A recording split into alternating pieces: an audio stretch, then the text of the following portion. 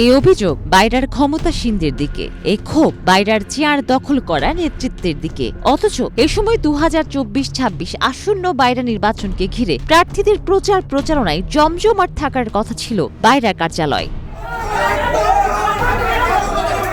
তা হলো কই, উল্টো নিজেদের মধ্যকার অপরাজনীতির বেহাল দশার নীরব সাক্ষী হলো বাইরার কার্যালয়। উল্টানো চেয়ার, ছড়ানো শত শত ফাইল, ভাঙা আসবাবের টুকরোতে বাইরা কার্যালয়ের মিটিং কক্ষ পরিণত হয়েছে রণক্ষেত্রে।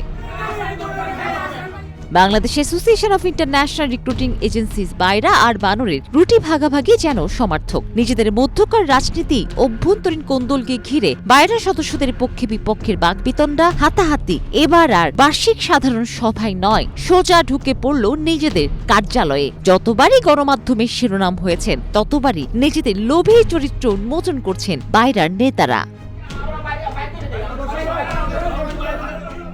গত 12 সেপ্টেম্বর সন্ধ্যায় পূর্ব নির্ধারিত জরুরি ইসি মিটিং চলছিল বাইরার কার্যালয়ে। ইসি প্যানেলের সদস্যরা নিজেদের ক্ষমতার প্রদর্শন করতে বহিরাগত সদস্যদের প্রবেশের অনুমতি দেয়, আর অধিক সংখ্যক অনুপ্রবেশকারীর উপস্থিতিতে বাকবিতণ্ডার রেস ধরে হাতাহাতি হয় বাইরার কার্যনির্বাহী কমিটির দায়িত্বে থাকা দুই গ্রুপের মধ্যে। এতে মারাত্মক আহত হয়ে হাসপাতালেও চিকিৎসা নিতে হয়েছে অনেককে।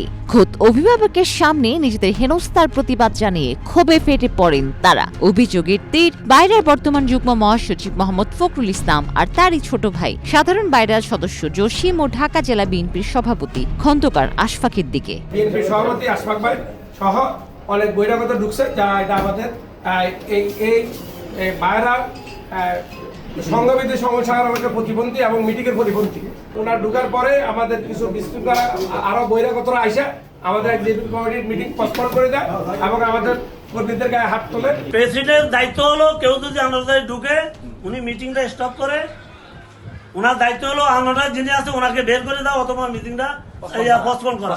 ভিডিও করছিলাম যে আমাদের কারা এখানে সন্ত্রাসী হামলা করছে। এর মধ্যে ফখরুলের ছোট ভাই জসিম হঠাৎ করে আমার উপর অতর্কিত হামলা, এবং বাইরার ইসি কমিটির মেম্বার রেহানা পারভিন হঠাৎ করে আমার উপরে হামলা করে আমাকে উইন্ডেড করেছে। আমার মাথা দিয়ে রক্ত ঝরেছে, পুরো শরীরে আমার রক্তাক্ত।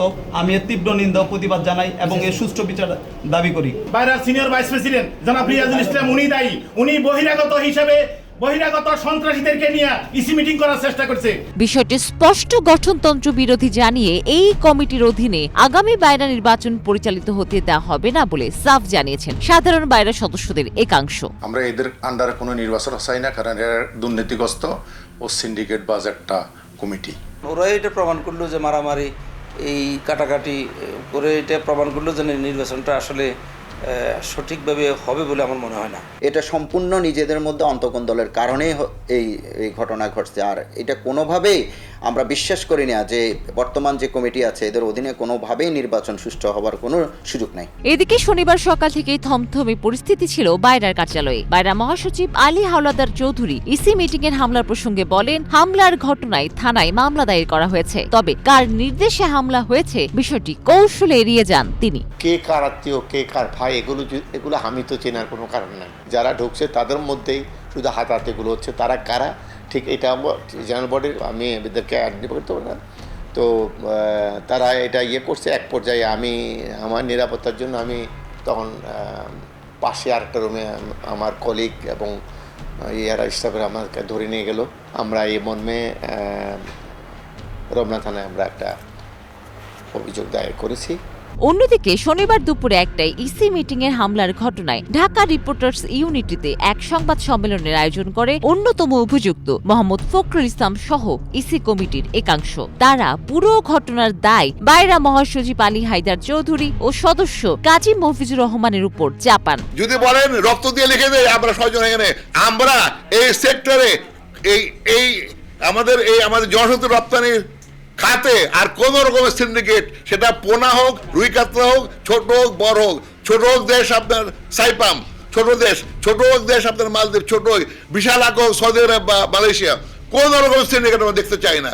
We will go all way out. তারা যেন কোনোভাবেই এবং বাইরাতে আসতে না পারে, এবং এই বাইরা আমরা সুন্দর, স্বচ্ছ এবং কলঙ্কমুক্ত আমরা বাইরা করতে চাই। এবং এই দেশের অর্থনীতিতে বাইরা যেভাবে ভূমিকা রাখছে সেই ভূমিকা যেন অব্যাহত থাকে, আমাদের কর্মীরা যেন আমাদের কাছে নিরাপদ থাকে। এর আগে গত 2রা সেপ্টেম্বর বায়রার সদস্য রবিউল ইসলাম রবিনের এক রিট আবেদনের প্রেক্ষিতে বায়রার বর্তমান কমিটি স্থগিত করে প্রশাসক নিয়োগের আদেশ দিয়েছিল হাইকোর্ট। এর ঠিক 7 দিন পর গত 9 সেপ্টেম্বর কমিটি স্থগিত করে প্রশাসক নিয়োগে হাইকোর্টের দেয়া আদেশ স্থগিত ঘোষণা করে আপিল বিভাগের চেম্বার জজ আদালত।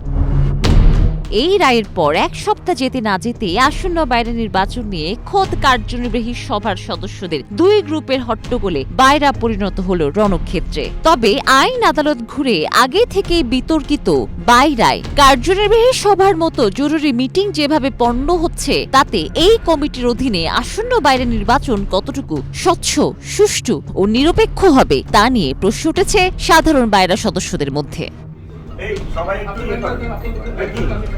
মৌসুমী মো, প্রবাস খবর।